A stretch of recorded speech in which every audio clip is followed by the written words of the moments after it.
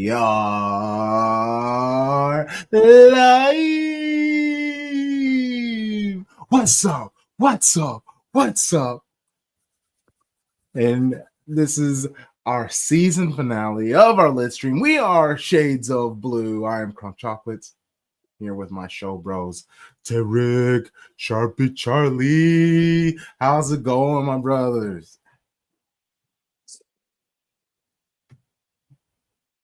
It's going all right, man. You know, I was telling you guys we recorded last night. For those that you don't know, we recorded last night. The episode, I don't know if it's already out or not, but I think it might be. But I told you I was kind of low energy, as you can probably hear in my voice. It's kind of still kicking my butt. Got a little cold thing going, so But he's powering through. Yeah, but you know, I'll say it's always good to be back, man. Be able to get on here. Appreciate you, Lou, and all the guests. Just glad to be back, man. Hey, Tarek out here finishing the season, leaving it all on the line. I love it. Hey, Jordan got his flu game. I gotta get mine, And we all know he was just hungover, a little faker. He said he had food poisoning. He had food poisoning from I think it was Utah.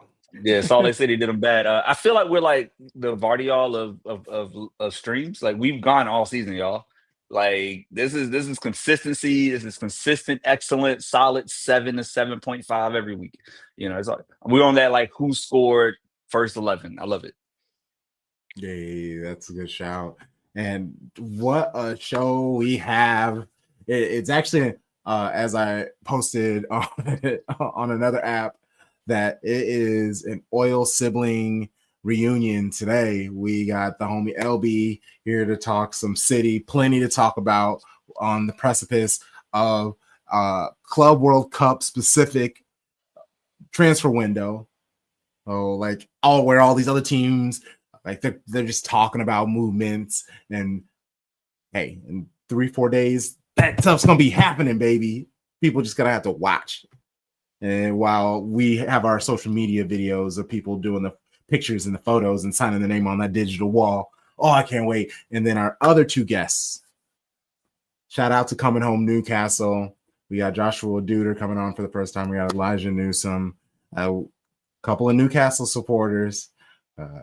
We're just gonna be talking all things, the perspective.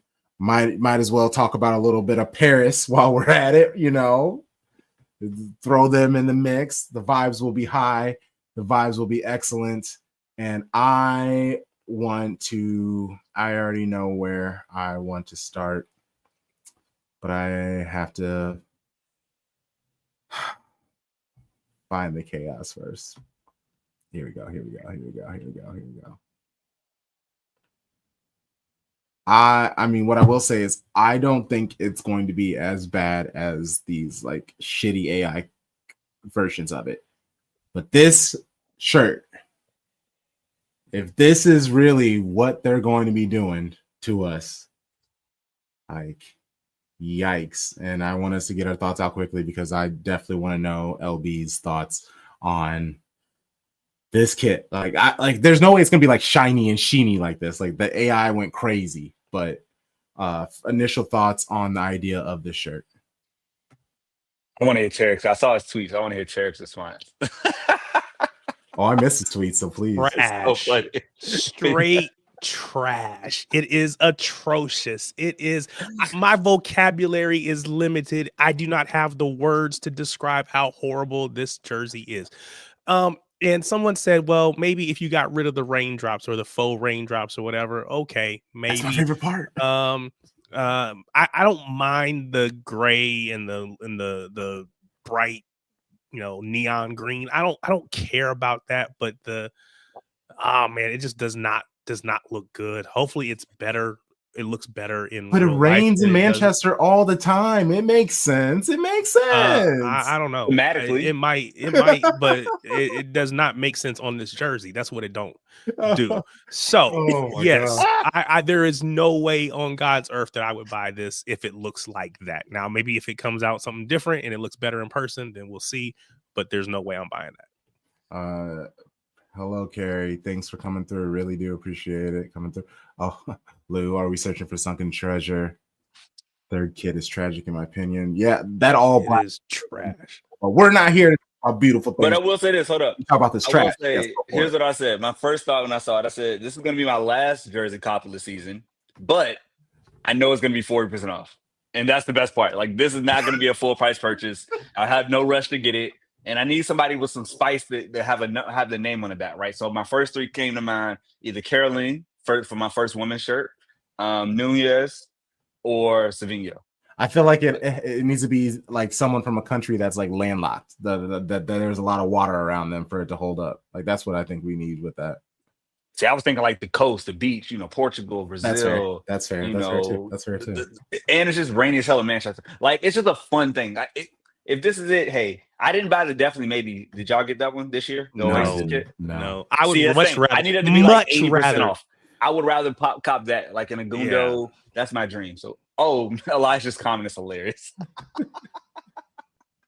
I can hear him saying that. That's the funniest part. Oh man, well, let's bring our first guest on to get his thoughts on it. Let's get this damn thing out of the way. We know what it looks like. Shady Game for the second time up in the future in a whole other day and big night time in England. Give it up for the homie. What's up, my guy? What's happening, man? Appreciate you, man. Yeah, nah, it's all good, boys. They're tuning in from Friday. It's Friday. Oh, man. Yeah, good. What are your thoughts on the kit right away? Like, just third kit, you hate it, love it? Bro, I don't even know, man. I can't even lie. I look at that kit and I don't even know what to think. It's just weird. It shuts you out. It's just weird, isn't it? It's just a weird kit. Like, it's just weird. I don't know. Who came up with that idea, bro? The kit broke LB. Like, who come up with that idea? Oh yeah, let's put rain on the kit. Like, why?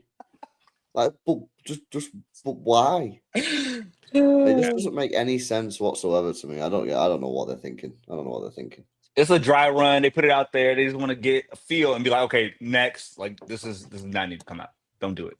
It was the lightning kit or whatever we're calling it. That was fun. I love that. When that one came out, people had issues with that, but that is a million miles better than this kit. Oh, for sure. At least this fake image or whatever we're looking at. So if they're gonna do it, it's got to look better than that. Yeah, I don't know. Let's see. I don't know what they're doing. I don't know why anyone would come up with that idea of rain. That's just so weird. I'm with you. Oh, and yes. Tarek, if you haven't and you don't follow, just subscribe to Tarek's YouTube channel. He just released a vlog of his trip this last weekend at the final match of the season. Check it out, like it, watch it, all of that stuff. And speaking of the YouTubes, have you seen Khaldoon's address the first interview? I assume you have. I've not actually seen it, bro. I've been on holiday, innit? Look at you. Okay. Love that. See, when the English say they're on holiday, they're for real on holiday. They're just like, I'm having fun, bro. Like, yeah, well, bro, I've not seen it. I've only seen a couple of the quotes, on the aggregators and stuff. Which I like what he said, but it doesn't shock me because that's what Khaldoon's like. Mm-hmm. But no, I've not actually seen it. I'm gonna go to bed after this, and tomorrow I'm gonna get up and watch the full thing. So yeah, I've only seen some of the comments that he's made, but Khaldoon didn't shock me with anything he said, man. From what I've seen, because Khaldoon is a man with standards and a man that likes to win. So he was never going to come out and make excuses. He was always going to come out and say what needed to be said. So yeah, big respect for Khaldoon, man. You know what I mean? I like this guy. I think he's a very, very good person to have as a club chairman, man. I can't lie. Yeah, well then I can't wait to see your video on it. And you're right, he doesn't say anything excuse me, too crazy. I just love the way, I guess, how he says a couple of things. There is a certain phrase that he tends to use, or like I guess a theme, which was like turning the books, and like I really liked that was kind of the mindset where he used to phrase a lot of the things that he was talking about. And it doesn't take much to get me super hyped. So I was like, there are moments where I had to pause it because I was just like, let's go, talk that stuff. And it's great. Hugo, bro's 42. He's 42 and about to be third in charge at Manchester City Football Club. Like that's insane to think of. It's a big responsibility, man. I feel a bit sorry for him. Really? Bro, he's coming into big situation here. You know what I mean? He's not walking into a team that is like flush with young players that are all mega. Like he's got some like, you know, the unks as people call them, that he's got to make a decision with. He's got some players that maybe just not good enough that maybe he's got to deal with. And he needs to spend a lot of money to refresh the squad. So I feel a little bit sorry for him, man. You know what I mean? Because I think if he doesn't get it right this summer, I think he's just gonna get cooked. You know what I mean? So yeah, I kind of hope he does a good job, man. Because I feel like he's kind of been set up to fail in a way, man. I can't lie, bro. So yeah, we'll see, innit? We'll see what happens, man. But yeah, shout out Viana, man. I hope he does well. I'm backing him for sure. But it's just not easy, is it? With this summer is a big summer. One of the biggest summers we've ever had as a football club. And he's coming in brand new. And like you say, not that experienced. He's only 42. And I'm with you. Yeah. And my point I had literally just went in and out of my brain. I got a question for LB. Go for it. So you watch everything with City, you know the players in and out. What are, based on the links that out there, all the players, who are the, I'll say, 3 players that you think Vienna needs to get? Like, this is a must. Like we can't get Verts. We know that's done. Who are the 3 players that have to come in?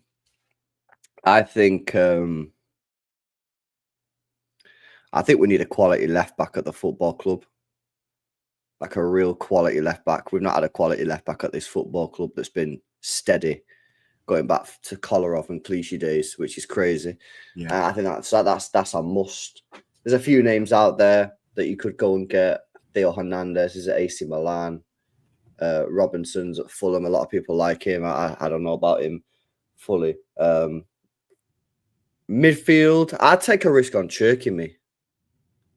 I'd take a risk on Cherky. I would do it. Do you really think it's a risk, though? I think it's a risk in the sense that some people are saying that like the guy's just a knob or whatever. You know what I mean? Like, and I don't know. Fair. I don't know whether he is or not. Like, I don't know. I don't know the guy. But I mean, the risk is limited by the fact it's so cheap, right? It's like 25, 30 million. So just go and cheaper get him. Cheaper than an academy player. Like, yeah, exactly, bro. So I'd definitely go and get him.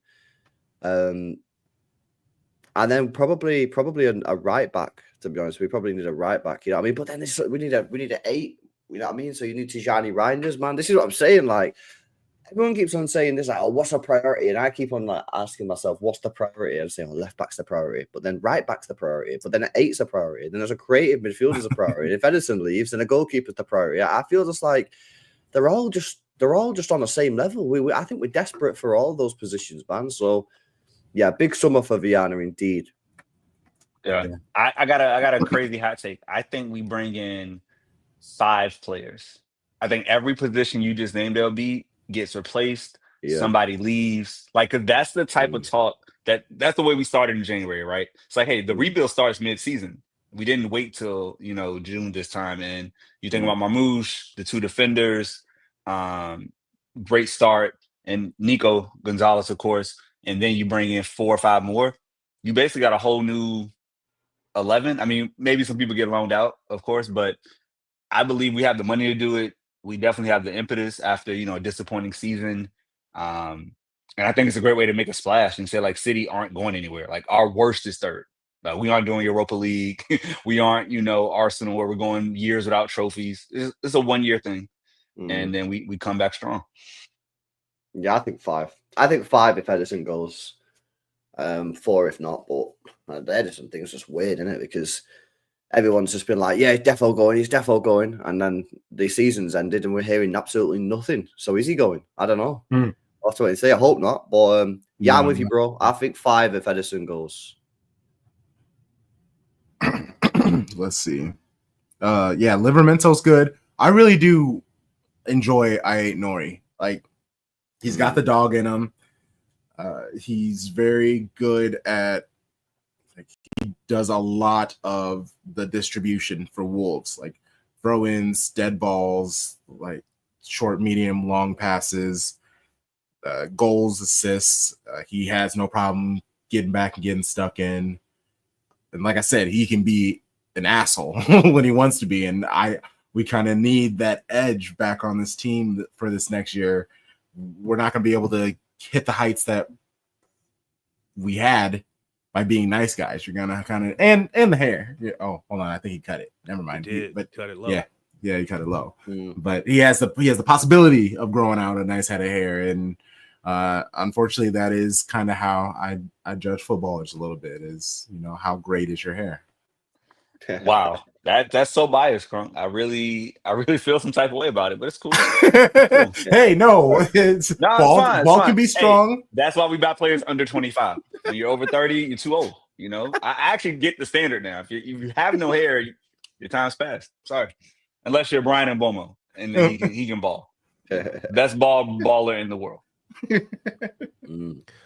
a good player. So LB, I've been on with you a bunch. I've had these conversations with you.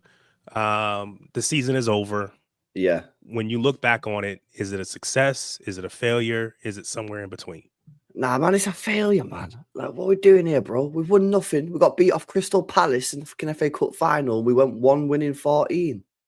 And we went to match day 38 to try and get Champions League football. I mean, come on, man. Bro, it can't be described any other way than a failure. You know what I mean? And that's cool. You can't win every year, bro. Yeah, we can't win every year. Sometimes you got to accept the L, and sometimes you will fail in life, innit? You're not just going to win every single day. But let's not try and pretend that this year wasn't a failure because people don't want to say it's a failure. You know what I mean? It is a failure. Now we go, well, how do we not fail next year? We buy better players, we go again. And if we fail next year, then we look at what happened. We improve, we buy better players, we change something, we go again. But I'm not having this that, bro, this ain't a failure. Of course it's a failure, bro. If I'd have said to any City fan at the start of the season, we're going to win nothing. We're going to go a period of the season where we win 1 game in 14, and the last game of the season, we need a point to get Champions League. Bro, come on, man. Not one person saying that's a success. And by the way, the manager, the players, Khaldoon probably all said it's a failure as well. So it is a failure. Even without Rodri? Khaldoon did say, oh, go ahead. Yeah, it's a failure. Wow. Interesting. It's a failure, bro. The targets at the start of the season was to win silverware, and we didn't win any. So it's a failure. No, I was just going to say that Khaldoon did kind of, I don't know if he used the words, it was a failure, but he said something to the effect of, we didn't hit the heights that we had aspired to, or we didn't achieve the goals that we set out to, or something like that. We failed to hit the goals. Yeah. So, he said it was personally and professionally the worst year of his life combined ever. Like, bro was hurting. I think we can all agree then that probably means we failed. Do you know what I mean? I don't know why some people are so find it so difficult to say we failed. Like, it's not that deep, man. People don't unlike Denton, who can say, you know, you can take the 1L. A lot of people don't want to acknowledge that. They don't want to admit to that. You know, to have an L.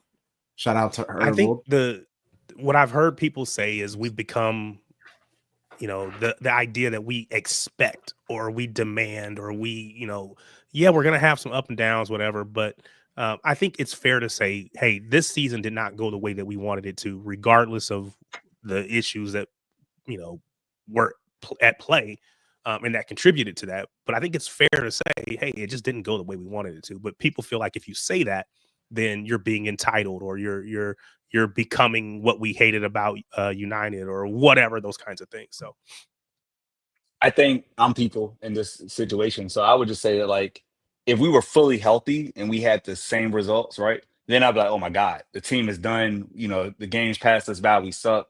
But when you take into account Rodri, 4 defenders injured off and on, maybe 5, I'm losing count. Holland's out for a period. De Bruyne, Foden, like injury, personal stuff. I take context into account. So yeah, you won a trophy. Like, do I think we should have beat Crystal Palace? Yes. But we also saw Dean Henderson hit a ball. They should have been down a man in the last 70 minutes. That might have changed the game for that trophy. But like to not fall out of top 4, to have more wins than Arsenal in the PL. If that's our worst, yes, it's a failure because we didn't win the title. But I don't think you can win every year. So, like Pep said, this is my worst season. I'm always third at the very bottom. That's true, bro. That is fact. So this is our worst season. We finished third, and that's mad. But it's still failure. If you would have said to this, and the thing is, right, people can talk about the injuries, right? And you just brought up the injuries, but the facts is the reason we were in that situation is because the squad building was poor in the summer, which Khaldoon has already admitted to, which Pep Guardiola has admitted to, and everybody already knows that was the case because that's why they went out and spent 175 million quid. We went into the season this year with 7 defenders. Yeah, and I always use this example because it's pretty mad. 7 defenders we went into the season with, one of which was Kyle Walker, who was finished. He was finished last year. One of which is Rico Lewis, who a lot of people don't even think is a right back. One's John Stones, who's never fit. And guess what? He wasn't fit again this year. Shock. Another one's Ake, who's been picking up injuries. And another one was Akanji, who, let's be honest, was due a bit of a decline because he's been playing at this mad level, which he's never played at in his entire career for the last 2 years. So I feel that, like, you can mention injuries, but had the squad building have been done like it should have been in the summer, then the injuries wouldn't have mattered as much, you know? Like, we failed to prepare, man. You know what I mean? And that's basically the thing. And I'm just glad that I support a football club where the board and the manager don't glaze over these things. They don't come out and make excuses. They come out and just say the facts, and they've come out and admitted it. Admitted they got it wrong, and I've said they're going to put it right, and that's all I ever want for my club. So yeah, I'm glad I don't support one of these clubs that, you know, glaze. Big up Khaldoon, man.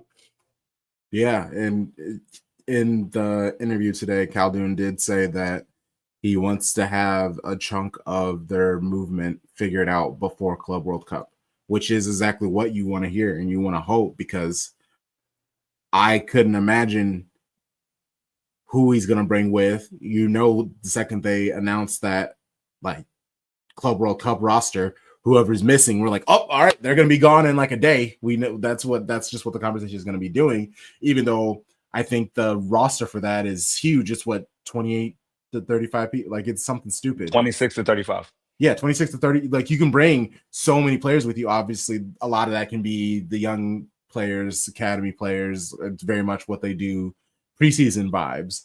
But you've already heard Erling Haaland talk about how he's ready for this to get going.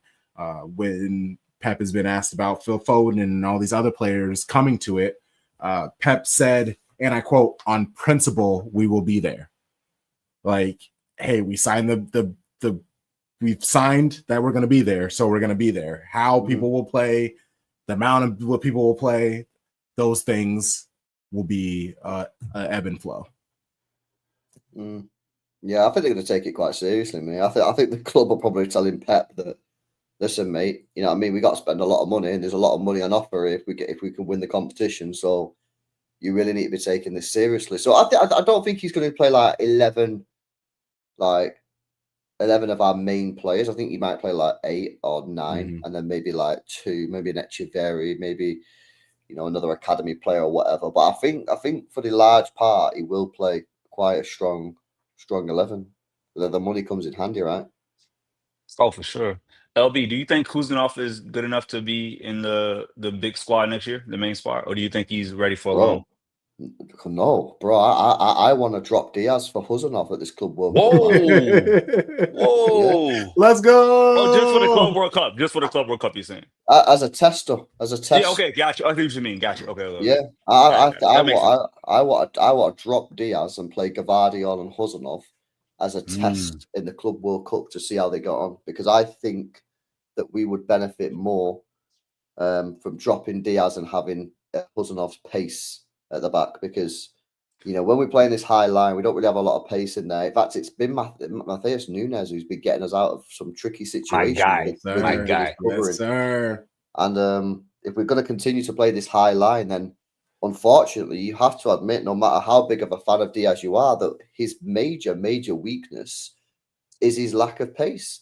And Yes. when you're playing such a high line, From that's outdated. not good. You know We what I'm talk saying? about it a So, lot. listen, I'm not like, yes, 100%. I want Huzanov and Gvardiol next year. I'm just saying, let's try it out. Yeah, let's see try it. it out at the Club Yep. World Cup. This is If very because people interesting. are saying this thing about Diaz's leadership, yeah, it's like, okay, yeah, I get it, but let's just try it out. If we're at, 6s and 7s in the Club World Cup and our defense is all over the shot and it's because we've got no leadership, then cool, drop Huzanov, put Diaz back in. I'm running out that fuss. But I don't think you're going to see that, and I think we would be better off playing Huzanov and Gvardiol. Yeah, Diaz, one of the best center backs when he's single, but once he gets a cover, and he's with Maya Jama, that man is busy because she stays, she's got pictures to take, things to do. So like he's out here. Like he might be lost in a couple of years. Honestly, I'm not gonna lie, I'm a little worried about Ruben Diaz. I saw it as a Packers fan. I saw Aaron Rodgers. Tarkowski. What the fuck? I know that's my crazy. God. That's crazy. But also not too far off though. Like I mean, and then yes, Nunes was so good. He was great. He's great. Hey, second in my player of the year rankings, it's Vardiol and Nunes for me. Yeah. Like Mateus Nunes balled out. He learned a new position. First year ever top flight right back. That Reese, great shout, because I think if Vardiol needs a rest, let's say the first 2 matches against the lower competition, I want to see JSP and Kuzanov, how they get on. Because JSP, he already said a quote like, I'm done with U21s. Like, I need to play. Either I'm going out on loan or, step me up. Like you said, get out Glass Stones and then, bring in somebody who can run and who's fit. Because we were at our best when we had center backs who could cover that space. And Vardiol is the only one that can do it right now. Now that Ake is, injured and stuff. So I'm with it, man. Yeah, Simpson Pusey cannot play wide. Like he's not a full back. He's not that adjustable. Yeah, center back. Yep. What about Hayes? I don't know if you mentioned him. Oh, good shot. What do you think? I would rather see the combination if we're gonna rest a Gvardiol. I'd rather see Hayes and Kuzanov together. Of course, you know me. I'm pro academy, and so I'm pro Simpson Pusey. But I don't know that his future is with us, unfortunately. So we'll have to see. Yeah, I think he'll probably get some game time, Hayes, at the Club World Cup, but I think his season will probably be loaned out going forward. Like I say, for me, I think we're in a pretty unique situation here where we can let John Stones leave in the summer, if you can find someone to take him off us, that is. Loan Dreamer Bar and Hayes out, and then next year, when Ake leaves or Kanji leaves, bring one of them back. I'll bring both of them back and then get rid of both of them. Yeah. So, yeah, I think we've got a couple of players in the pipeline there for going forward and that. So, I think we're in a good spot, man. Did you like what you see out of Echeverry? Do you think he's good, or do you think he's like a Maximo Permoni where he needs to go on loan and play? I think he needs to play. I think he needs to play. But I think all young players need to play, right? You know, I mean, that's not unique. So, listen, if Pep's not going to play him like regular, I think he probably does need to go out on loan. But that's cool with me. You loan him out. I'll tune into wherever he goes. But I think there's a special player in there. He obviously needs to refine aspects of his game, but he's only 19. So, yeah, get him a loan. And yeah, see how it develops, man. But he's got such sky-high potential. He might not make it, man. You get loads of these young players come through the ranks and they look amazing, or then it's going to be the next big thing and that, and they never quite do it for whatever reason. But if this guy can just get some minutes and deliver regular, he could be such a top player, and that's why we've got to invest our stonks into him and see where he goes, man. But yeah, probably loan out. Yeah, I mean Perone, Sharpie, that's a great shout because I've seen Perone.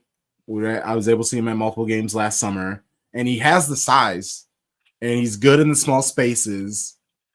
And for what he does in his game that he's good at, he's really good at. And you would think that could have a nice piece into the game, and he has grown as a player. I mean, I can see where I think he's just going to kind of fall through the cracks. He'll probably be gone. I think he's going to leave on a transfer this summer as well. But I'm a huge fan of him. I would much rather we at the point where we need to see players fail in front of us. Like, unfortunately, like that Kuznetsov, his first 5 minutes, like as painful as that was, he was able to grow so much, and it became part of his cult legend. Like people fuck with him heavy now because of him kind of accepting that situation and playing through, handling it all calm and cool and collected like he appears to do. And Echeverry's great. He's a tiny dude. And I think the only way that you can adjust to the physicality of the Premier League is just by getting thrown around by dudes. And either you step up or you fell out and we can loan him out in the winter. I mean, there's something for him to be on like the Phil Foden plan, right? Like Pep brought Foden along slowly when everyone thought he should have been loaned out, right? He kept him with the club, kept him working. And then you saw gradually that growth. I just think, is there a spot on the small spot Pep wants for patience, to have someone that's the more of a project versus like I have 20 outfield players that I know already.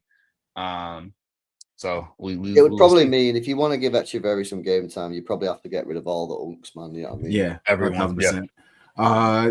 Callum Phillips did look good in center back, but what I will say, it's also preseason, but he looked very comfortable way back there, like being the last line of defense. He could take his time, do the distribution thing that Pep actually really rates about him, and he didn't have to be on the ball so much.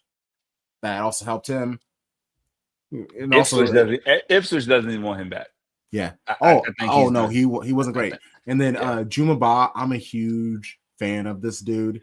He's kind of the opposite of where Hayes and Kuznetsov kind of are, where they have the on-ball technical yada yada, those abilities where they kind of need to grow into their big man bodies. Where Juma Ba already has that body, and he just kind of needs to tighten up his technicality. Like, you see the promise, you could see what he could do. Like, bro can be a monster. I'm really hopeful for him. He's another one that's like, again, has sky high potential, but a lot of these young players have sky high potential, man, but they never make it for one reason or another. So we've got a couple of them, like I said, we've got a couple on the conveyor belt, and all you need is one of them to hit. If one of them hits, you're in the money, aren't you? Yeah, that's what it takes, man. Yes. Oh, so Stanley, what's up, brother? Sorry, Terry, go for it. Oh no. So I was just gonna say, because I know we're probably gonna pivot here in a minute, but so Crunk has gone over, been to a home match. I've been over, made it to an away match. What is it gonna take to get LB over here for a city match? I mean, it's probably too early it's probably too soon or for the Club World Cup, because that's happening right now or in a couple weeks. So it's probably too soon. But what is it going to take to get you over here? Maybe. Well, I think I might do America in not next year, the year after. I've got a couple of plans already for next year. 27. Hey, yeah. So keep us in touch, my guy. Yeah, if they're over there, then yeah, I might have to hit it up, man. You know what I mean? See what it's about. See what energy you Americans are bringing in it. It's not even close. They're trying. So 27, that's the World Cup, right? No, 26. Oh shit! Next year 26. So 27. Yeah. I think it's 27. It's 28. 28. Yeah, 28 is World Cup. Yeah. 26 is Euros. Yeah. All right. So if we can't get you, so where does LB go for vacation? I'm lying. Where are you vacationing or holidaying? What next year? I'll be going Spain. Like now. Where are you at now? Well, I'm back home now. Oh, okay. I went to Belfast for a couple of days. Just like a nice chill one. And then I got a couple of holidays booked for the later on in this year, man. So yeah, usually just like Spain or something like that, it's quick and easy. So that sounds amazing.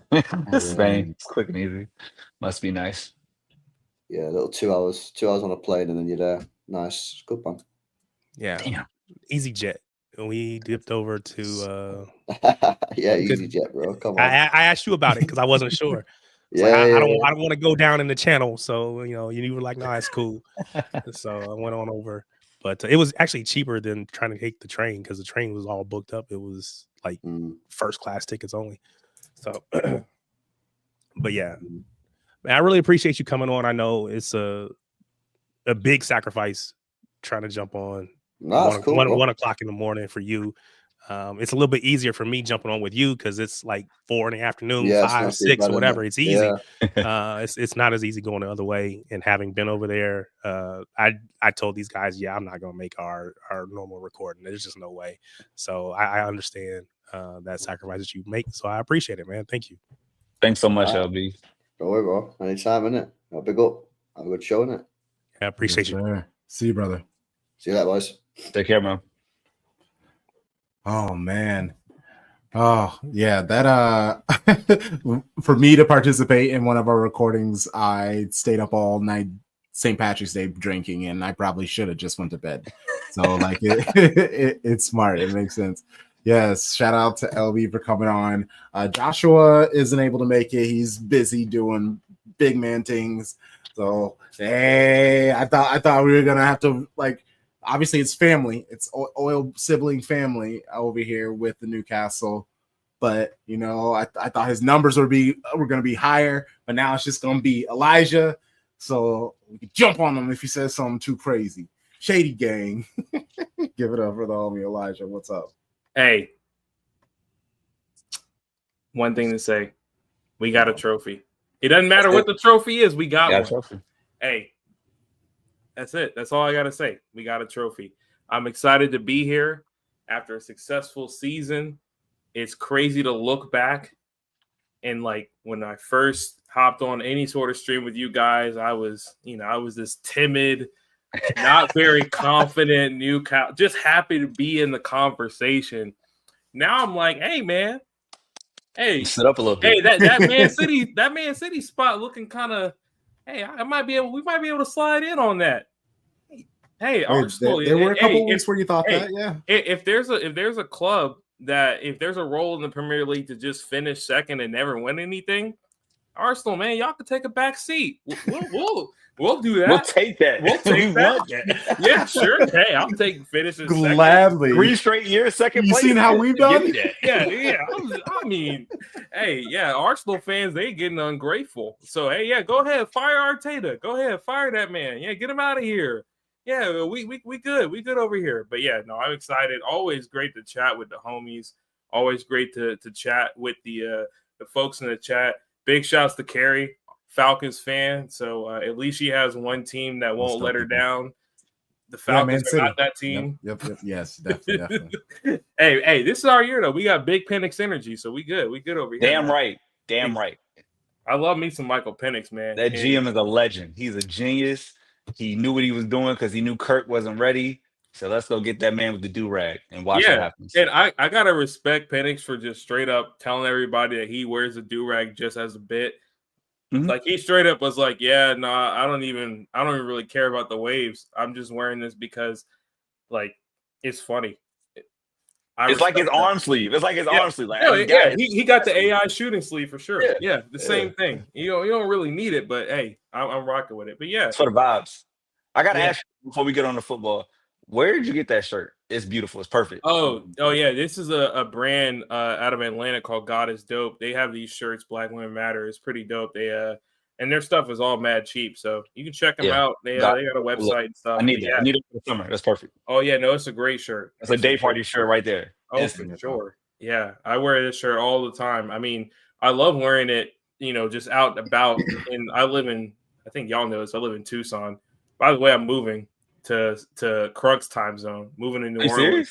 Yeah. New Orleans. It's crazy because when we first started chatting was when my wife had just started law school. She graduated a couple weeks ago, and so now she's practicing in New Orleans. So, but right now I'm in Arizona, which is not known for a lot of African Americans. And so wearing this out in public, I get all types of looks. They're like, huh? Yeah, I guess they do matter. Huh? I guess taxes are good for them too. There we go. Yeah. So we move into the Big Easy. I'm sure mad heads are going to try to pull up on us. We already got mad people being like, hey man, you got a bed free from Mardi Gras. I don't even know when Mardi Gras is.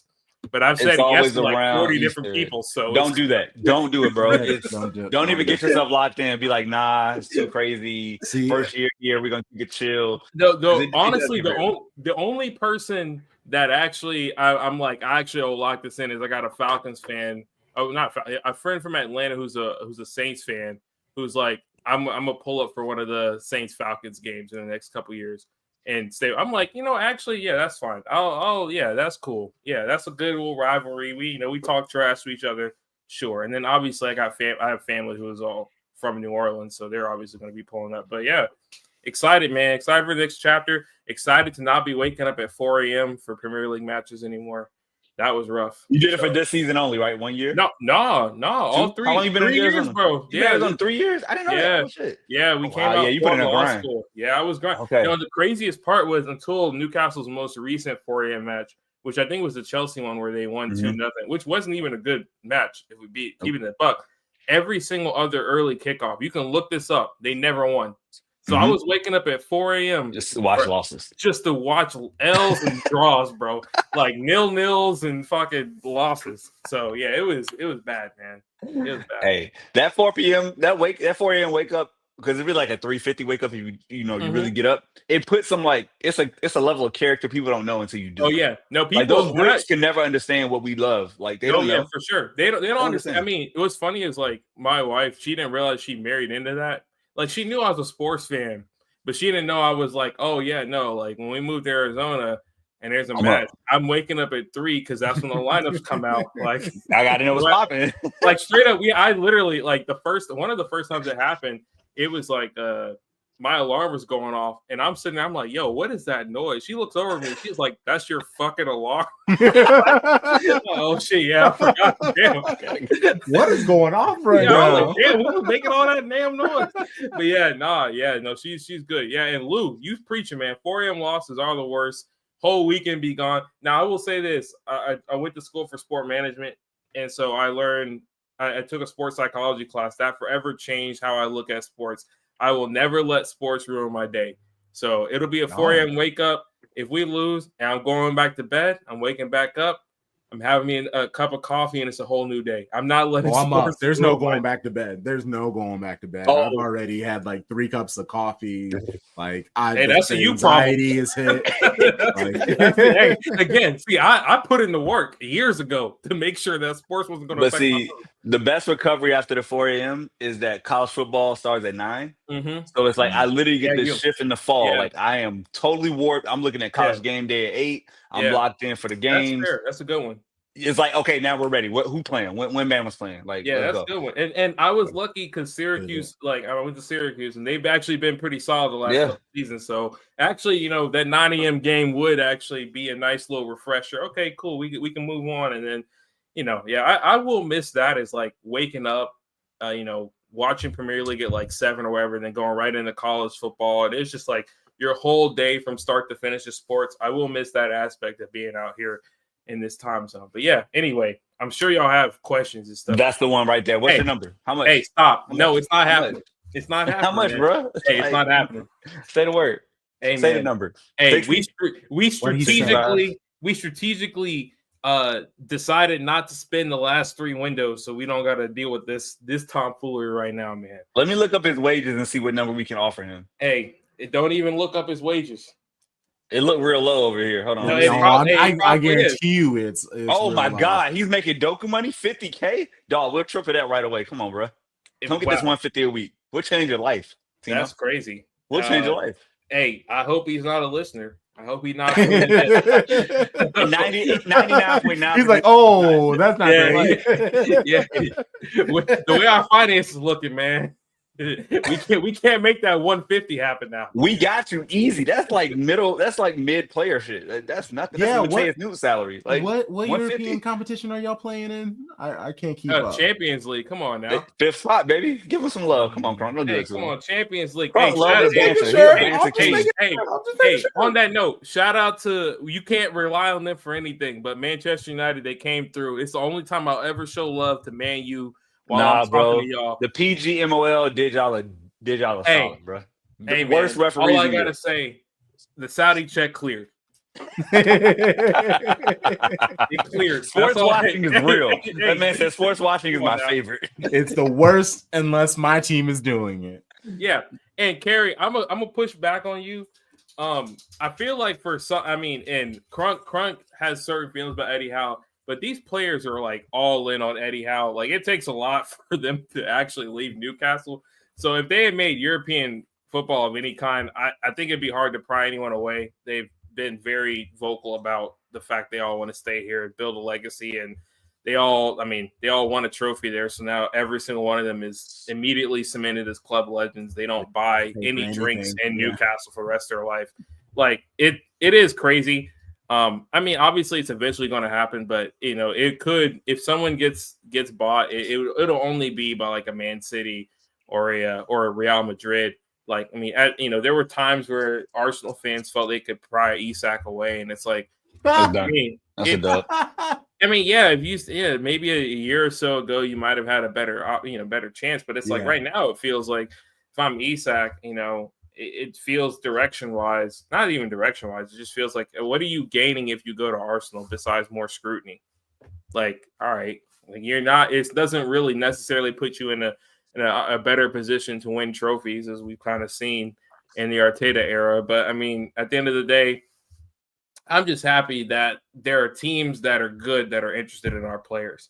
That's never happened. So it's nice. How do you feel to fail into success, bro? Like y'all lost against Everton. Like that was an L. Like not even a point. Yeah. Like how did it feel like when you got the satisfaction of like, oh, United scored? Like what was that moment like for you? It was interesting because it was like you kind of go back to, I mean, I've been in this for a decade plus. And so around this time of the year, it was either, we're fighting to stay up, relegation stuff, or at this point, it's like you're kind of like, all right, I mean, we stayed up and we're, maybe if we win today, we might get to 13th or something like that. And so it was just kind of weird. I haven't really felt any sort of anxiety on the last day of the season as a Newcastle fan since we got relegated.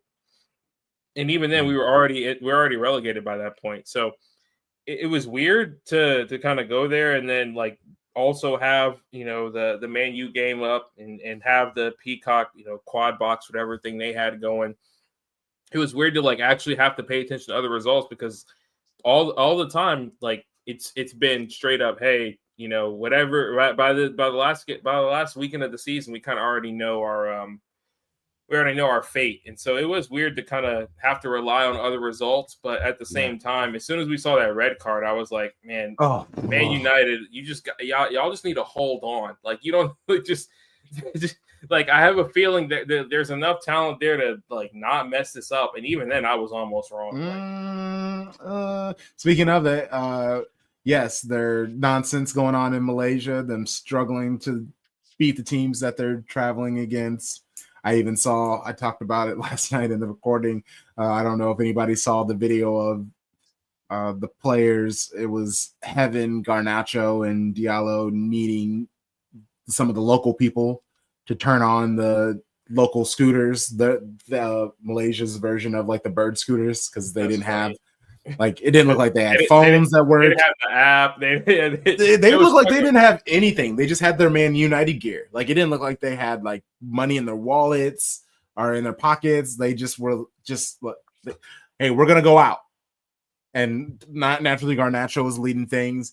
I saw some people throwing temper tantrums because in a lot of the photos of Garnacho and a lot of the players are flipping the bird. And they're just like, they're on tour and they're acting like rock stars. And it's just like, yeah, I mean, that's also why Amram hates them. It's just like, get them out of here. Well, I mean, at the same time, I love it. That's never change. It's crazy. I'm season ended 3 days ago. Crazy to do this. And they're like, if I'm a player, I'm kind of in that same boat of like, bro, like, F this. Y'all. I mean, we haven't even had time to rest. Obviously, it wasn't the season they wanted, not to make this a Man United pod. But like at the same time, that's crazy to immediately start a preseason tour. No break, no nothing. Why are you showing them empathy? What is this? You are not a good oil sibling. Well, here's the thing, man. If that were me, But it's not. I know it's not, but I'm just saying, if that were me, I understand where they're coming from. I can see Newcastle doing the same thing in the future, and so I'm getting that take off ahead of time because I mean, hey, we be doing training camps in the middle of the season in Saudi Arabia for no damn reason. Oh, hey, we know why, but I was gonna say no, you know why. That's different. Like That's it's crazy as hell. But when there's an international break, it lines up. When you are talking about how broke you got to be to try to go get a little bit of Malaysian money off of a terrible season. Hey, crazy, bro. You say that, but I know Newcastle are going to do a Saudi Arabian tour 2 years from now. It's going to be a Saudi Arabian tour that's going to start May 15th. Season's still going to be going on. They're going to send the youth team there or something, man. It's going to be crazy. For sure. Oh, I love it. I mean, so Newcastle managed to hold on to your players or whatever.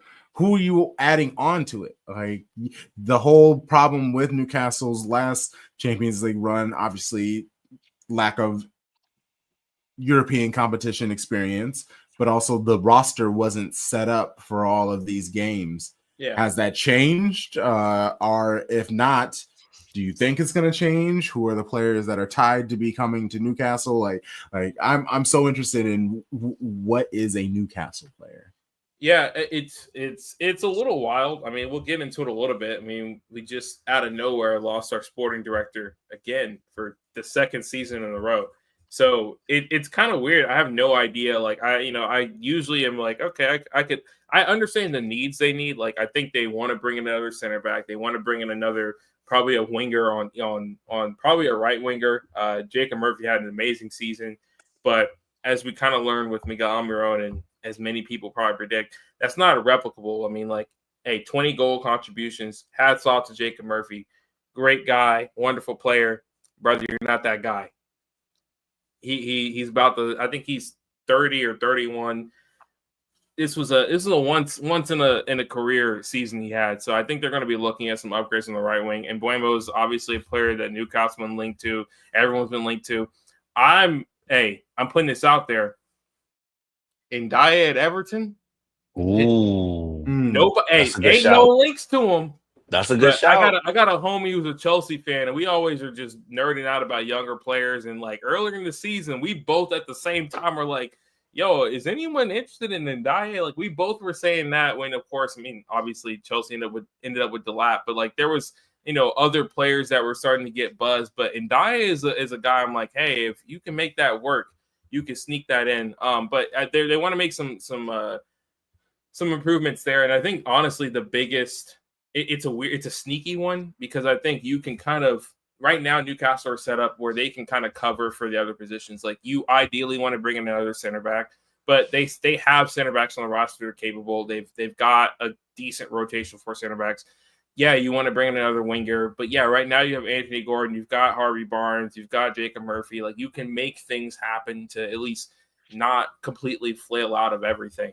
But the thing that worries me is like the backup striker role has been just abysmal. With Callum Wilson, who I love Callum, great guy, bye, a fellow podcaster, but he's a podcaster. Oh yeah, He got a podcast with old buddy from West Ham. Who's the striker at West Ham? Bro, the one that got in a car accident. Mikel Antonio. Yeah. Bro, I'm bugging right Antonio. now. Yeah, Mikel Antonio. Yeah, they had they even had a bet last year, like who's gonna score more goals, that kind of stuff. And it's actually a solid pod. And like Callum is great on the mic. Like he's going to transition into time to pivot. Oh yeah, he's going to transition into punditry real well. But I mean, yeah, he can't be. I mean, I don't mind bringing him back on. They had an incentives deal. Bring him back on an incentives deal. That's like if you play, you get paid. I'm with that. Make him the third choice striker. But that's kind of the glaring area, especially as you get into having to play 2 cup competitions and Champions League. You just can't rely on just Isak to start every single one of those games. As good as he is, it's just not going to be. It's not sustainable. So I think that's going to be the sneak area where Newcastle are going to have to they're either expecting some internal growth. But they signed Will Osula last year from Sheffield, who's like Norwegian, and he's been solid. And he's actually had some decent some decent appearances off the bench. He's been able to play out wide. He's shown some glimpses here and there, but I still don't think he's like ready to fully take on that backup striker role. So I think that's going to be the area I'm looking at if I'm a Newcastle fan, which I am. If I'm like Newcastle management, that's the area I'm like, hey, we actually need to just get a solid, doesn't matter the age. I don't even think you need to look for youth here. Just get someone who you know is going to be dependable. Like, someone who you 28, 29, 30 that you can just call on and say, hey, we need you to spot start, at least make us look threatening. Because that was the issue with Callum Wilson was, and you kind of saw it the last couple matches, like Isak didn't play against Arsenal and Wilson was starting. It was like there was no goal threat because Wilson he's not the player he used to be. Them hamstrings are cooked, man. Yeah. They've been slow roasting at 250 for, they've been a smoker at 250 for he said that mug's about to fall off the bone. Hey, they got a nice little smoke ring to them. They do. I mean, Callum it's time for him to hang it up. And hey, man, he was crying at the end of the match, the Everton match, doing his victory lap and all that kind of stuff. And I was like, he knows what it is. You know what time it is. Exactly. Yeah. I was like, hey, man, that's sad, but hey, at least he's self-aware. Yeah. At least he's self-aware. He know what time it is. But yeah, I mean, names wise, I'm not sure what they're gonna do. Again, it's so in flux with the fact that we don't have a sporting director. Like they have a plan that they've put together, but you got a sporting director who's planning to leave the club on June 30th when preseason starts. So it makes it really difficult for me to understand what the hell Newcastle is supposed to be doing transfer-wise until I see them kind of execute this predetermined plan that they have. Can I interest you in Jack Grealish or João Pedro? No, hey, pack that up. I'm wondering why Tom out here, bro. Tom, he looks like a Tibetan monk or something from like a. Tom looks like he about to play some smooth jazz and take your girl. That's crazy. Take your girl. Yes, your girl. Yes, this is the Savage Fenty robe set. I bet that's comfortable as hell because I know. Oh, it is. It looks very comfortable. Hey, Tom is on some TYP tonight. Take your partner. It don't matter, man. It don't matter. That Prince energy. I'm taking whoever I want. Right, exactly. I love it. Tom, I'm all for it. And I see you sipping, so I know you sipping on something nice too. Oh yes, this is just a little tequila and what is this? Pineapple soda. So classy man. Denner would be proud of this classic man right here. I'd try. I'd be out here trying. Yeah. So but either way, it's going to be a crazy summer. I may or may not be at Club World Cup, so I'll let y'all know. But in Atlanta, I may or may not have tickets, so I'm excited to see. When Newcastle, they're going to be there? No, I'm just going. It's a ball game, man. Come on now. Hey. Which game though? That's what I'm saying. There are going to be a lot of games in Atlanta. No, so it's that week that's like Chelsea. The Chelsea match is the beginning of the week, and then I think I'm seeing the Inter Miami versus whoever they're playing, and then I think it's like Porto and someone else is the other match. But yeah, my aunt's a season ticket holder for Atlanta United, so she just like copped the tickets and was like, "Oh." Well, because I'm aiming to be there for their game on the 20th, so I didn't know. Oh yeah, no. Hey, we might. I'm trying to figure out when I want to actually pull up to Atlanta. So hey, if it happens, I'll. Yeah, no, please do. Let me know. Yeah. Oh yeah, no doubt. Oh, that's the 19th is Inter Miami. Okay. Okay, so that would be okay because I'd be pulling up on the 19th. So yeah, no. Okay. Yes, let's go. Yeah. But anyway, all right. I know I threw some other stuff in there. If you want to hit any other topics, whatever you want to do, bro. Yeah. Is there anything specific that you put on here that you want to chat on? There's three things on here I want to talk about. One, I've gotten this question a lot, and people are like, "Were you pleased with this season?" The answer is like obviously yes. Champions League football for us. Obviously won the first trophy in a while. I think for me, seeing that from afar was really cool. I know over the years I've gotten to know a lot of people in Newcastle who like this is their entire life, and so it was pretty emotional, honestly, watching them win the trophy just because it didn't matter what the trophy was. It was the fact that they had done it. And I mean, you're talking about a team that hasn't won anything since the 70s. Like it was cool. It was cool to see, and I think the players understood the assignment. For me, I told Everton writer this, who's asked me about this. I was like, one thing that I saw that came out of it was, and like immediately Newcastle proved me wrong by not taking care of business against Everton. But I was like, it did seem like after the fact they kind of just had a newfound confidence where they where it felt like they knew they had the confidence to actually like take care of business when the moment mattered for them. And so it was like, you know, going into the next season playing Champions League, it felt like the last time we were in Champions League, the moment got too big for them at a point. And same thing happened with Newcastle when they played Manchester United in the EFL Cup final a couple seasons ago as well. The moment just felt too big for them. I feel now that you got that initial win out of the way, you've proven that you can finish in a Champions League spot multiple times. There's no excuse anymore. Like, I think this team, they're going to rise to the occasion when they need to. They're going to be competing in these cup finals. I'm not going to say they're going to win a ton of cup finals. I ain't saying all that. But they're going to at least remain competitive, which is new. That's a new era for a lot of people who've been watching Newcastle for a while. And so I'm excited for that. But yeah, it was a good season, man. It was a fun one. It was one of those where I'm starting to see the Newcastle fans teeter towards what you guys have already experienced, where the expectations are much higher. It's interesting to watch it happen real time. Like Newcastle, there was a run where they had literally lost like maybe twice since December, and fans were still upset. And I'm like, bro, like this is not the fan base I'm used to knowing. I mean, I was used to a fan base that was pleased with pretty much like any sort of win. And yeah, Daniel brought up a good point. Yeah, the group we were in last time was crazy. It was cool if you're a fan and you're in Newcastle and you're able to see it. Like, they got to see some crazy away matches. They got to go to Dortmund, they got to go to Milan. Like, that's insane. But yeah, no, I'm curious to see what this league phase looks like. And I don't know, it's going to be a fun year next year. I'm excited for this summer. I don't know, man. It's all good vibes over here. The exact opposite of your boy LB, who was making it seem like it was the worst ever season. LB made it seem like we finished 8th, bro. Literally, at one point, I was like, "Damn, where did y'all finish? Let me look." I was like, "Oh, time out now." All right, man. The injuries meant nothing. Rod Ballon d'Or when it hurt doesn't matter. Who cares? Defenders out. But we did. No excuses. It was a bad season, though. Like, I get it. No excuses. There's a reason. There's a cause and effect here, guys.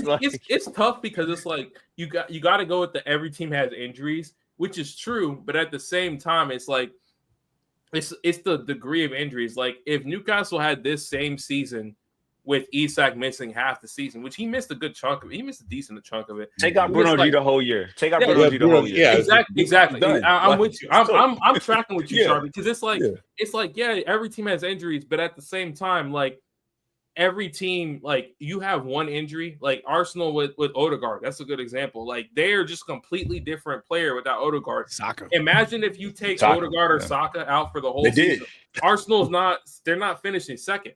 Like, they're not winning. They barely did that. The issue, though, I agree that, yes, the injuries are an extenuating circumstance. Mm-hmm. But I think coming into this season, we already knew we were light at defensive midfielder. We knew we needed cover for Rodri. We knew he had played every game, every minute, whatever. So it was like, I think we even joked about how it was almost like abusive how many minutes he was being asked to play without anyone being able to cover for him. Yeah. So to come into a new season and still not make the decisions to get cover for that dude was. Yeah, no, Tariq, that's a good point too, because that's a big failure. Yeah, and the jury, and when the playbook was out on the fact that, like, when Rodri's out, City are a completely different team.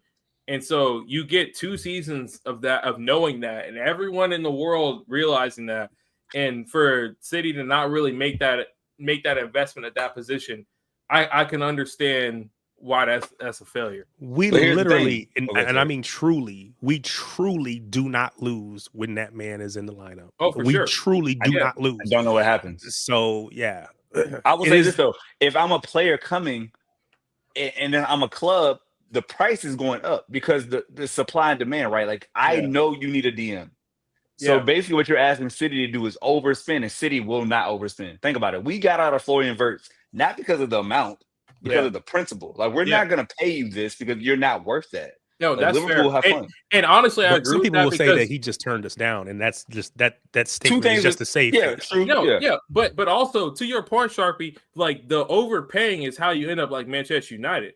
Like the Hoyland signing is crazy. On, like that's a crazy overpay Anthony. for Anthony. That's a crazy overpay. And it's like, you know, you can be mad all you want, but it's like in this new era, it's like you really do need to be strategic with who you sign. I think the toughest thing is honestly that the fact that like DM is becoming one of the most important. I mean, it's always been important, but it's you know, everything's in waves and it's all cyclical. And we're in one of those cycles where the way that everyone's setting themselves up tactically, having a quality number 6 that can both cover and pass and distribute and also be a threat and attack is so important, but it's really hard to find that kind of player. And so, I mean, you talk about Bruno G. For me, if we lost Tonali for the whole year, who was playing at number 6 for us, that we're finishing 8th. Like, I mean, that was last year for y'all, right? Yeah, like, that's essentially what happened. I mean, it's like those players are so rare that it's like you really it's a twofold issue of like, okay, it's hard to find one, and then at the same time, it's hard to find one that's going to agree to basically be Rodri's backup. Because it's like, yeah, if you have a DM that's good enough to essentially, you know, change the tune for you, they know that there's Chelsea could use a DM that's on that same level. Like they tried to find on Caicedo. I don't know if he's he's balling. Caicedo, he's balling, but it's like, hey, if I'm another player, that's a spot that I potentially could take versus Rodri. Like Rodri is a spot where it's like, I'm not taking that spot. I'm coming down being a backup. Yeah. That's like going to be a small forward and playing for the Lakers. I'm not playing over LeBron James. I'm sorry. I'll play my role, but I ain't playing over LeBron. Tom, what you about to say, bro? Well, I think that just like, I don't know if you remember the show that we did about a month ago where we were talking about positional value. And like, I think that the league is going to start having to understand, or even leagues around the world, honestly, is going to have to understand that the positional value of having a 6 while still being able to play like at least 1.5 midfielders and then not having to sit back in a double pivot is huge, especially if you want to like possess the ball. It's interesting the shift in positional value. Like you guys were talking about like fullbacks earlier, and the crazy positional value shift that they've had over the last like 3 to 4 years. Where you look at 10 years ago, it's like, yeah, it's cool to have a Vincent Kompany, not Vincent Kompany, but yeah, it's cool to have a fullback that's going to provide you stuff going forward, sure, whatever. But in the day, it's nowhere near the importance where it is now, where like every team is kind of reevaluating that whole position and how they want to use that position. You know, you look at like I mean, Liverpool's the obvious example with Trent and how good he had been, but I think that's the same as being applied to the 6 role right now. Obviously, striker's an area where that's always going to be the case, but it feels like you can get away with not having the best wing talent, i.e. Newcastle. Like Jacob Murphy just had 20 goals and assists, but it's like you don't have Newcastle finishing a UCL spot without Tonali, without Livramento, without Lewis Hall. It just doesn't happen. They cleaned up everything at the back as well as provided so much going forward attacking wise. Its positional value stuff is fascinating for sure. I'm curious to see how this is an interesting transfer window in general. Like I think, especially knowing the gap between, I mean, especially for Premier League teams, because like all the teams that are going down also, they look at Forest and what they did, and they realize that like, hey, actually, it might make sense to fire sell all of our best talent and just take that money and save it to reinvest whenever we get back up. Like that's why you end up with like Delap leaving and why homeboy from Southampton is going to be gone, and like why I mentioned Ndiaye earlier. Like, hey, you know, Everton might make sense for them to try to cash in on Ndiaye just so they can improve elsewhere, because if you move down to the Championship, it's over for you. It's low key clip. Like you're never going to be able to compete with everyone who stayed in the Premier League the last throughout that tenure, just because the money's too good in the Prem right now. So we just the Nottingham Forest ownership, he put like 500 million into the team, and like, yeah, they did some economic decisions when they went down and everything, but it wasn't like they made a bunch of money from those moves. It was he just spent above it. That's why he was losing his mind on the pitch at Santo, because I have put in all of this money. Nuno should have kicked his ass. That's the crazy thing to me is that like Forster's still in a much better position. My boss ain't about to talk to me that crazy ever. Hey, I'm agreeing with in you life 100%. Because my thing with Forrest is I understand that they put in a ton of money and they did that whole thing where they had 20 signings in the summer or whatever. Hey, good on you. But that's ultimately like all that is proved is that is what you have to do if you're a promoted team. If you don't have an insane academy and a ton of young talent, you're gonna have to do something like that. Have ownership that got money from possibly. We don't gotta get into the details, but but who's willing to spend? Like, all that to say, you're still firmly in the Prem. You're firm. You're gonna be playing in Europe in some result. Some way, shape, or form next season. Like they're fine. Yeah, hey, Nuno's a better man than me. That's all I'll say. I might have had a swung on a brother. Might have been worth losing my job. I mean, he's a big dude too, but he's got his money owning courts and crazy. My boss is not about to talk crazy to me. One, my boss is not about to talk crazy to me in public. Two, and my boss is not about to talk crazy to me in public with television cameras live. Oh no, I'm whooping your ass.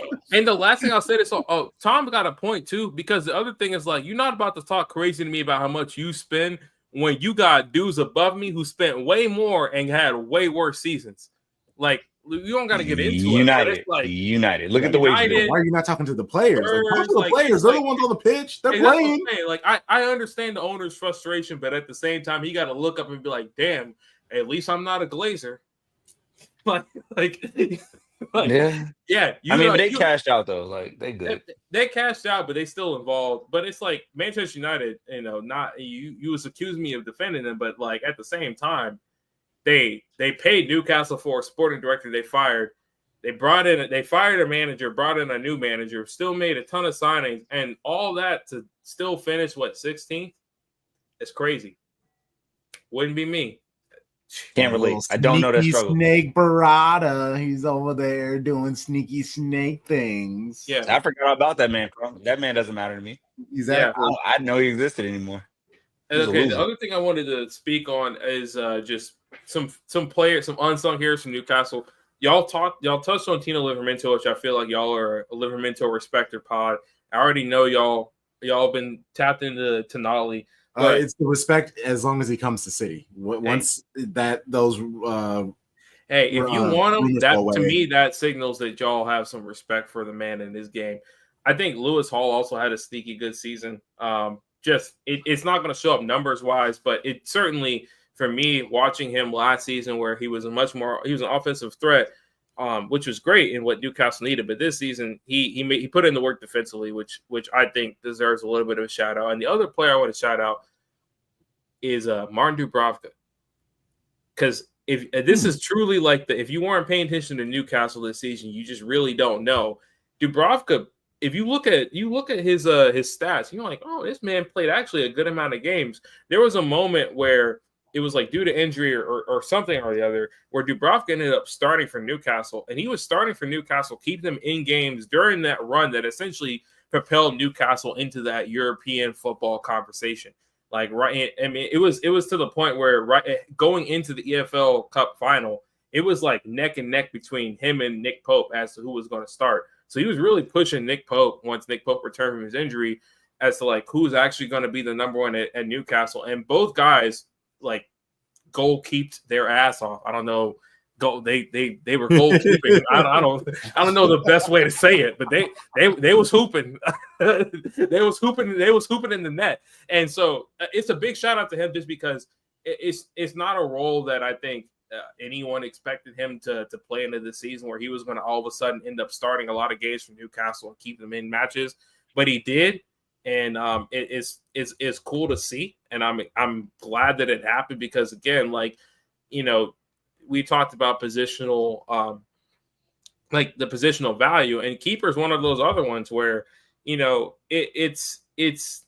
I think everyone knows you need a good keeper, but also because it doesn't happen super often, people often neglect like how privileged it is to have a good backup keeper that can essentially be a starting keeper for a different team.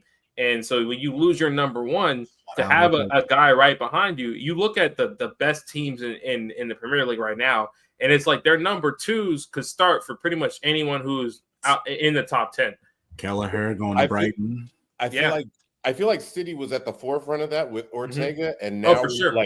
but now we're on the back half of that, and then I was about to say the same thing. Where it's like y'all need to look at the James Trafford or something like that. You have to have that balance between the two keepers, like make sure everybody's cool, and then now you're at a point where you're probably gonna lose both of them. Yeah. So he mentioned James Trafford as a potential, former City player. Yeah. English. So it would be a good, even if it was a second keeper, he would be a great addition. We're gonna need a homegrown. And I will say, I mean, James Trafford, that's what Scott Carson was. That's going to be a sneaky one because Newcastle have been very open with their flirtation with him over the last couple seasons.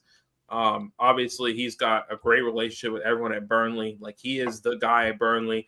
So I'm curious to see what happens with him because. Did you just admit to player tampering? Is that what you just said? It's not even player tampering, bro. Newcastle straight up were like, yo, they just been leaking. Like, hey, man, we'd love to have this guy Trafford. Like in the midst of already having two number ones, they were like last season they signed Vlachamatis, Forest's keeper, in the weird financial fair play swap with we sent them Elliot Anderson and they sent us. And it was like we had four keepers on the roster, and they were still linked to Trafford. Like, oh, we might sign this guy too.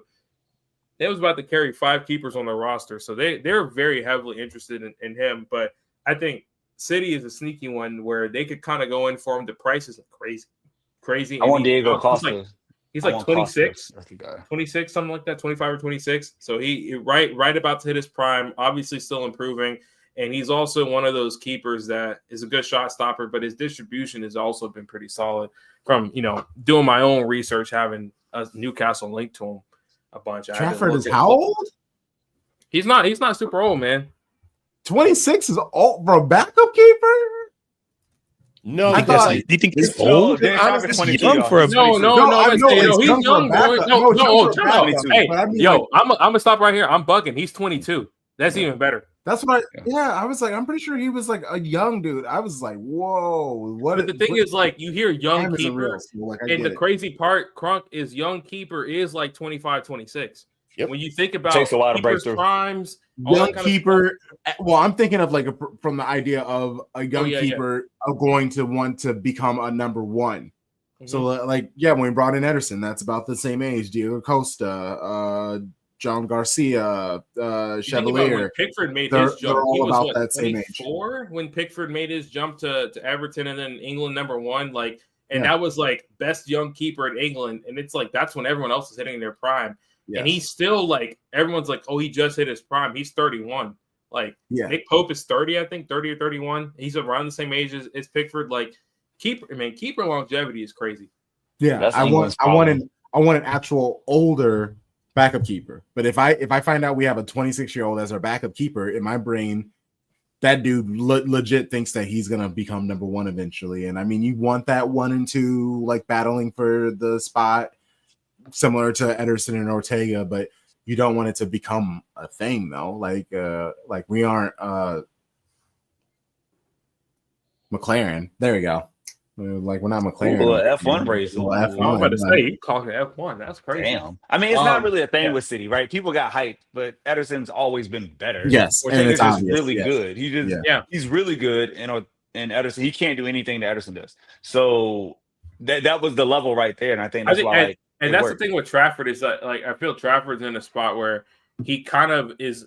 If he leaves Burnley, he's going to leave for a team where he's going to be probably at the beginning firmly in number 2 and going to have to fight his way for number 1. Still get a game time, but he's 100% trying to he understands his role, and I think that'll be interesting to watch because it's like, all right, I mean, he could just stay with Burnley and Bull, and he's the king of Burnley right now, so sure, why not? I don't know. And this is the last thing I'll say is, it's just a weird thing because I saw when I mentioned this earlier, Crunk's face went crazy, but yeah, Newcastle announced yesterday or 2 days ago, Tuesday, that their sporting director they brought in last summer when Dan Ashworth left the club for Manchester United, Paul Mitchell, he's now leaving the club effective June 30th. So Newcastle are going to another summer, which that was kind of one of the bigger storylines last summer, is that they were trying to make moves and they had brought in a sporting director kind of really late into the process for transfers. And so now you're kind of in a similar spot where I'm not really sure who's calling the shots in Newcastle right now. And this is kind of a pivotal summer. You got the bump from Champions League. You know that you're going to have a little bit more budget to spend. The last 3 windows they've spent pretty slim compared to kind of their counterparts. So there was no like financial fair play wise. This was going to be the summer that they should spend and go after the big targets that they want to go after. And now we're in a situation where the person who's supposed to be leading that charge is going to be leaving the club in the middle of the transfer window. So it's an interesting scenario to be in. Small club problems like Newcastle. You need to be better. It's my same thing with Eddie Howe. He's great. He's okay. But like, in order for you to hit better, you need to love yourself, Newcastle. This is a weird one. You giving him the same treatment that you give Arsenal fans, and I don't think that that's very respectful to our oil money brethren right now. That's fair. Yeah. Tom preaching. It's not red cartel energy, Crunk. Come on, chill out, dog. Okay, so the Paul Mitchell thing is I don't want Arsenal to do better for themselves. I want to laugh at them. Newcastle, I want better for you guys. It's tough love. I will say this: Paul Mitchell on paper. Now, to give you the full backstory, Paul Mitchell on paper, great signing. Like as a sporting director, he's done a lot. He worked with Newcastle CEO Darren Eales at Spurs a while ago during the era where they signed Son and all those players, all that kind of stuff. The thing was Paul Mitchell was always tied to Darren Eales. This is like super Newcastle lore. Like I don't think anyone outside Newcastle knows this. Darren Eales, as an Atlanta United fan, he was the president of Atlanta United for a while. Since the beginning. So I've always kept up with Darren Eales. Great dude, one of the nicest people in the world. Like I've met him, my friends have all met him. Great guy. He unfortunately last season found out he had cancer, and so he announced in the season that he was going to be stepping away from the club. Paul Mitchell came to Newcastle in part to build something with Darren Eales. So there's layers to this where it's the easy thing to say is okay, Eddie Howe didn't get along with Paul Mitchell just because the way the Newcastle handled the Paul Mitchell signing, they kind of let Eddie Howe know right before they made the announcement. He wasn't really a part of the recruitment process. He didn't really meet with Paul Mitchell ahead of time. And then even then, Paul Mitchell criticized some of Newcastle's rightfully so. He criticized some of the transfers they had made in the past. He mentioned they overpaid for players, and he's right. I mean, they paid £20 million for Chris Wood for no real reason except for they needed another striker. And so there was a little bit of tension, but they seemed to work it out. And Darren Eales announced that he was leaving in the summer. And if I'm Paul Mitchell, I understand, hey, if the person who brought me in is my biggest advocate is leaving, it might be time for me to start exploring elsewhere before I get fired. And so I think that's part of it is that, it's a weird situation overall. I'm not putting too much stock into, how the team is run and what that makes sense. And for me, if Newcastle are already they're in the middle of a search for a new CEO to replace Darren Eales, I kind of understand the mindset of give the CEO a completely clean slate. Let him hire his own backroom staff. If he wants to bring in his own sporting director for sure, or she. If they want to bring in their own sporting director, by all means, I understand that as well. So I understand Paul Mitchell trying to leave. It's just an interesting timing because it's he's leaving essentially in the middle of one of the most important transfer windows for Newcastle. So that's just something to kind of follow along while you guys are looking at your very stable transfer process where you guys are going to have your list. But yeah, just kind of check in every so often on Newcastle. All this information and logic doesn't fit my narrative of you guys. So I appreciate it, but I'm going to ignore. No, I understood you weren't going to take it kindly. It was really more for Tom and the rest of us. I know that I appreciated the context. Yeah, they understood. Yeah, they care. I know what to expect when I'm talking. He said, "I know my audience." Exactly. So I apologize if you went over this already. And I know you're not trying to get rid of Tino Livramento, but how would you describe him as a player? Let's say we were to go after him. What would we be getting? Yeah, honestly, the big thing with Tino is that he's perfectly balanced. Like you look at fullbacks right now, all the best fullbacks in the Prem, and they kind of lean one direction. And right now, a lot of the best names are leaning offensively. Like, there's all the memes about Trent, who just doesn't defend. Anthony Robinson's another name that I know LB had mentioned, who I love Anthony Robinson, but he is much more known for his attacking output. And Tino, he does both. Like he provides that width for you on that right-hand side. He can play right back or left back, and he seems comfortable on either side, but he also gets back in defense, and he defends pretty smartly. Like he's done that well. I think, honestly, like training with a guy like Kieran Trippier, who's done it at all the levels, has honestly been so good for him and Lewis Hall. You can tell that both of them have gotten much better defensively because they're training with a guy like Trippier, who he's not his old self. I've discussed with you guys my frustration with Trippier at time, but at a lot of the frustration with Trippier just due to age and he's just getting older. And that happens with all the fullbacks. And so Tino, it's a good signing for anyone who wants him. Like, I'm not surprised that multiple teams are interested in him. He was great at Southampton. He does the job defensively that you need a fullback to do. He doesn't gamble. He's not a guy that relies too much on his athleticism because he's athletic enough, but he's not doing a DeAndre Yedlin or an Anthony Robinson where they know that they're banking on them being the fastest, or Tariq Lamptey is another example, or they're banking on themselves being the fastest player on the pitch. So they gamble and they try to recover. Livramento is all about positioning, so he's not going to do anything out of the norm. And then set piece wise, he's been taking our quarters and stuff, and it's all good balls. I mean, you can't complain.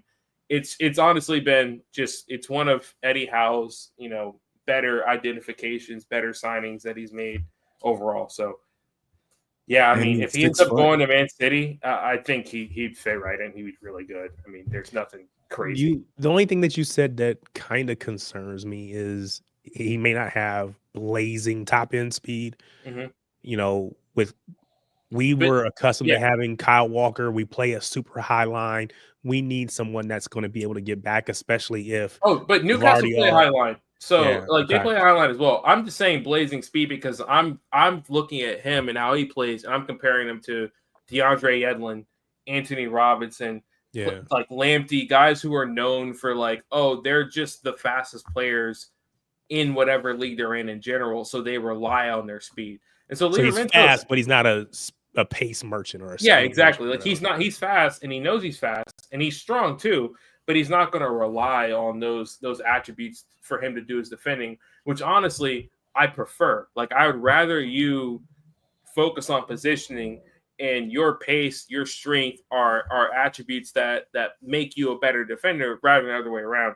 Like we talked one of the last years we were talking about Dan Burn and it's crazy that Dan Burn's a good defender, but it's like Dan Burn's a good defender because from the jump, even though he's 6'7", he always relied on his positioning.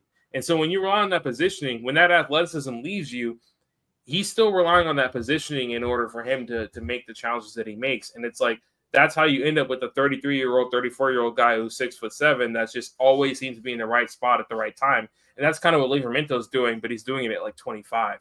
And so it's a player that will age well in theory as you continue to grow as a team and get older.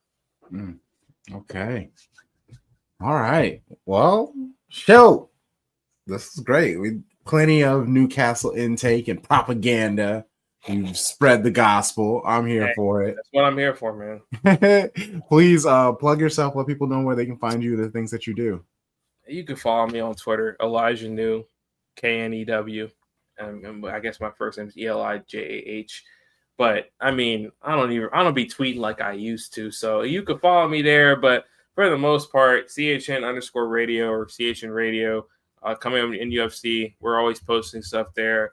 We got a good staff writing some really cool articles on everything that's going on Newcastle wise. And then Josh, who couldn't make it tonight, great podcast host. Excited to be doing the pod with him. He's got some really good insight, especially as like an OG Newcastle fan from like the early 90s.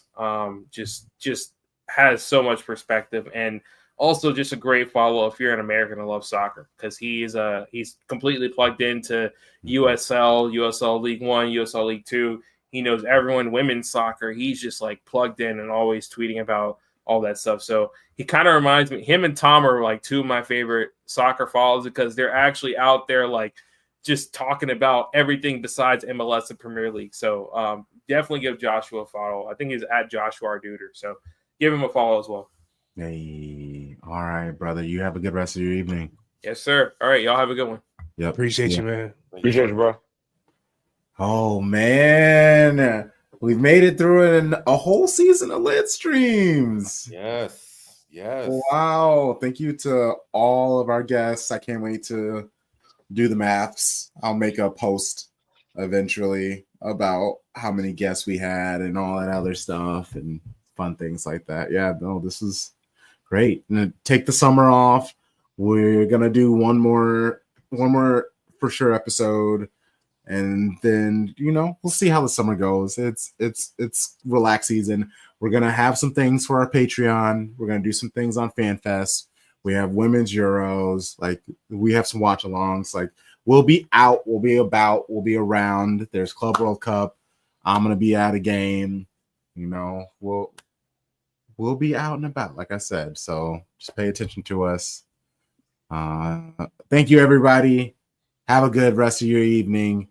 Until then, you know the vibes. Shady gang.